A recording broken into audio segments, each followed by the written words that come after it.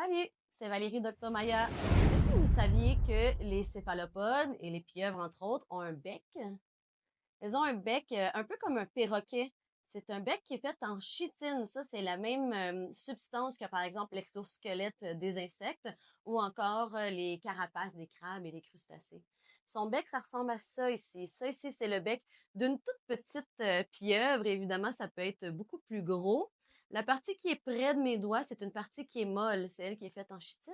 Mais la partie qui est en avant, la partie pointue, elle a du carbonate de calcium à l'intérieur, ce qui fait que c'est très, très dur. C'est avec ça que l'animal va pouvoir percer la partie molle de la carapace, par exemple, d'un crabe, ou encore déchiqueter un calmar pour pouvoir le digérer.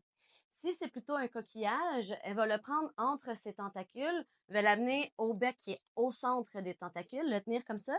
Et puis, dans le bec, il y a ce qu'on appelle une radula. C'est comme une petite langue qui a plein de petits crochets et elle peut gratter avec ça. Elle va creuser dans le coquillage un trou et quand elle va avoir réussi à le percer, elle va injecter sa salive venimeuse, paralysante, dont je vous reparlerai dans un autre épisode. C'est presque la seule partie de l'animal qui est dure, le bec. Donc, si jamais il y a un espace restreint où elle doit passer, si le bec passe, le reste de l'animal passe. Le bec est important aussi pour l'histoire fossilifère, c'est-à-dire qu'une fois que l'animal meurt, ça va être très dur d'avoir des parties dans un fossile parce que c'est tout mou, ça va se décomposer. Mais le bec, lui, va rester. Donc, c'est grâce à des traces de bec de céphalopodes qu'on peut retracer l'évolution de la famille.